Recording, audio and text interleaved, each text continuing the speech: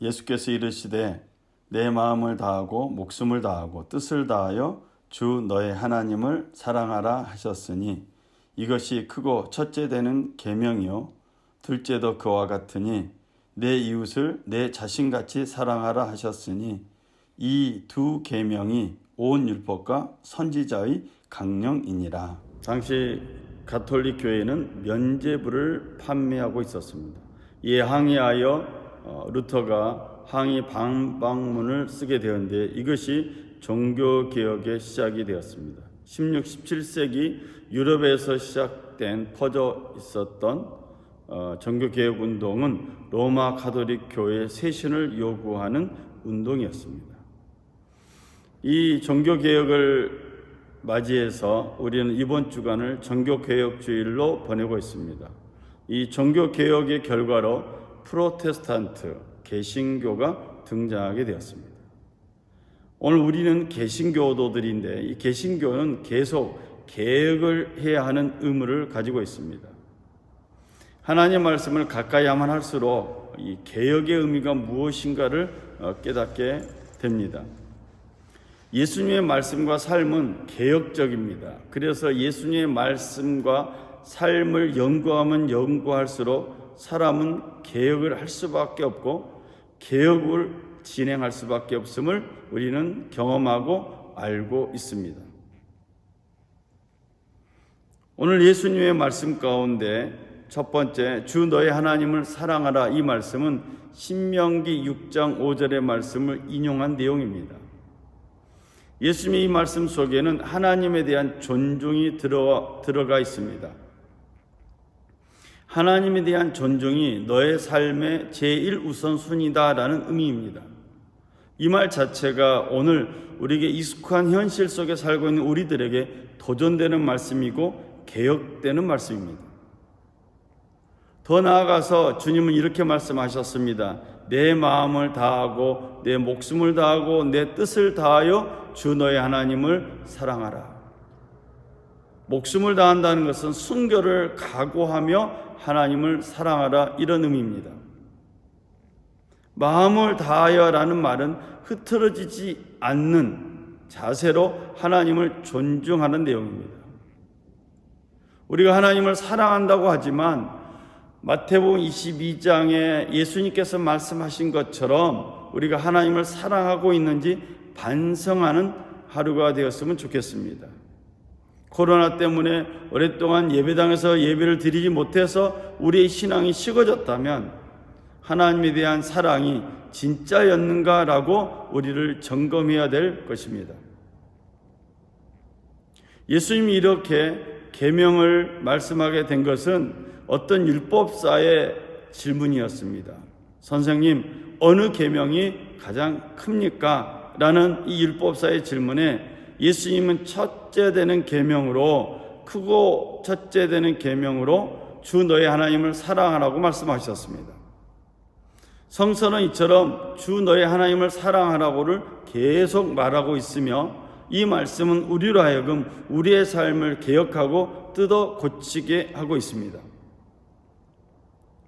신명기 34장 11절 12절에 여호와께서 모세를 애굽 땅에 보내사 바로와 그의 모든 신하와 그의 온 땅에 모든 이적과 기사와 모든 큰 권능과 위엄을 행하게 하심에 온 이스라엘의 목전에서 그것을 행한 자이더라. 신명기서라는 책의 마지막 부분에 해당되는 내용입니다. 모세는 하나님을 사랑함을 통해서 개혁된 사람입니다. 모세의 생애를 보면 모세의 생각과 삶이 하나님의 뜻에서 어긋날 때마다 그는 반항하였고 갈등했습니다. 계속 하나님과의 만남을 통해서 그는 그의 자신을 뜯어 고치기 시작했습니다. 그의 삶은 개혁을 계속 진행하는 삶이었습니다. 하나님은 모세에게 그 땅, 아브라함과 이삭과 야곱에게 맹세하여 그의 후손들에게 약속한 그 땅을 모세에게 보여주기만 하고 들어가지 못하게 했습니다. 그럼에도 불구하고 하나님의 사랑을 통해서, 하나님을 사랑함을 통해서 개혁된 모세의 생애를 신명기 34장은 이렇게 평가하고 있습니다. 이스라엘의 모세와 같은 선지자가 일어나지 못하였나니 모세는 여호와께서 대면하여 아시던 자요. 이런 엄청난 평가는 하나님을 사랑함으로써 자기의 삶을 개혁한 사람의 예입니다. 종교개혁을 맞이한 우리들에게 성서는 말하고 있습니다. 주 너의 하나님을 사랑하라. 우리 평화의 가족들, 이 온라인으로 예배드리는, 영상으로 예배드리는 모든 믿음의 가족들이 주 너의 하나님을 사랑함을 통해서 개혁된 삶을 살고 이 계획을 계속 진행하시기를 주의 이름으로 부탁을 드립니다. 두 번째, 예수님은 내 이웃을 너의 몸같이 사랑하라고 말씀하고 있습니다.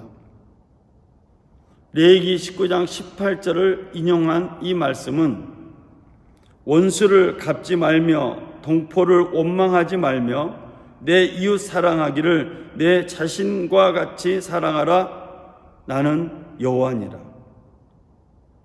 이 두 번째 계명 역시도 우리의 삶의 개혁을 요구하고 있습니다. 지금까지 살고 있는 우리의 삶의 스타일을 뜯어 고치려는 말씀입니다.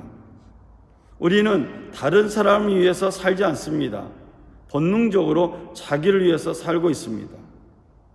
그런데 예수님은 우리에게 두 번째 계명을 말씀하시면서 내 이웃을 너의 몸과 같이, 너의 자신과 같이 사랑하라고 말씀하고 있습니다.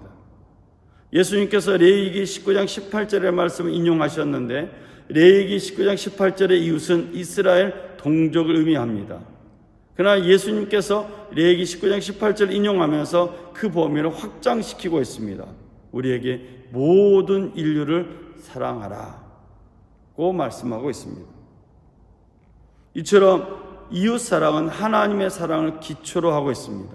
하나님의 사랑 없이 이웃 사랑은 불가능합니다. 또한 이웃 사랑은 자기 사랑을 기초로 하고 있습니다. 하나님으로부터 사랑을 경험한 사람만이 이웃을 사랑할 수 있습니다.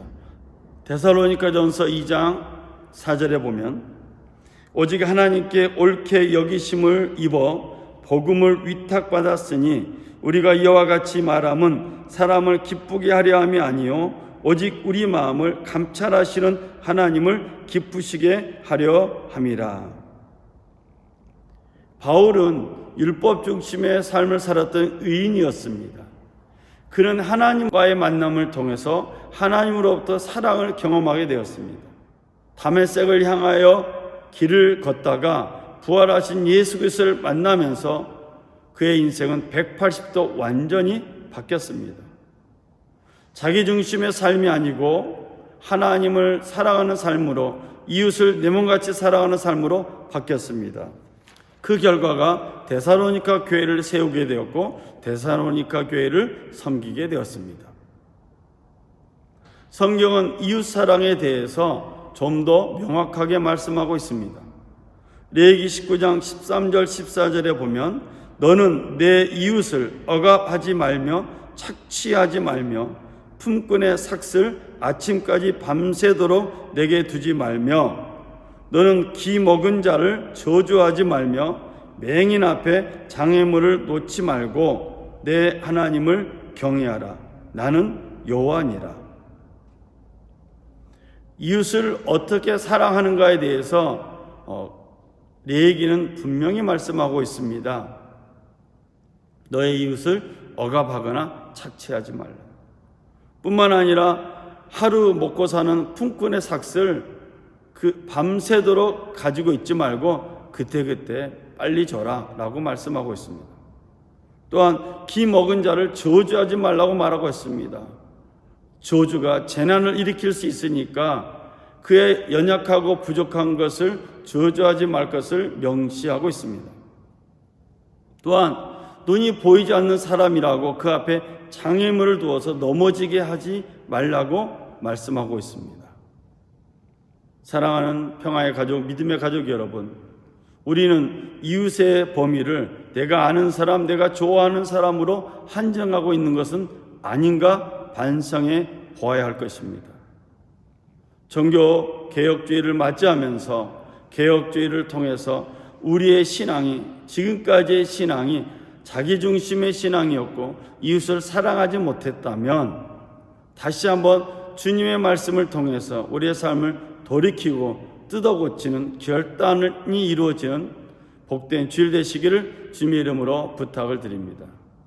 저는 말씀의 결론을 내리고자 합니다. 개혁은 계속 진행 중에 있습니다. 우리 순복음평화교회도 하나님을 사랑하는 것, 내 이웃을 내 몸과 같이 사랑하는 것, 이 두 계명을 지키면서 교회도 계속 개혁돼야 됨을 오늘 깨닫게 되었습니다. 우리 교회는 계속 개혁 중에 있고 이 개혁은 계속 진행할 것입니다. 하나님을 사랑하고 이웃을 사랑하라고 말씀하여 주신 주님, 종교개혁주일 503년 된 종교개혁주의를 맞이하면서 이 말씀을 마음판에 새깁니다. 예수님의 말씀과 삶을 볼 때마다 우리의 삶을 계속 뜯어 고쳐야 됨을 깨닫게 됩니다. 주일 예배를 통해서 우리의 삶이 새로워지게 하여 주시고 하나님을 사랑하고 이웃을 사랑하는 열매를 맺는 삶이 되게 하여 주옵소서.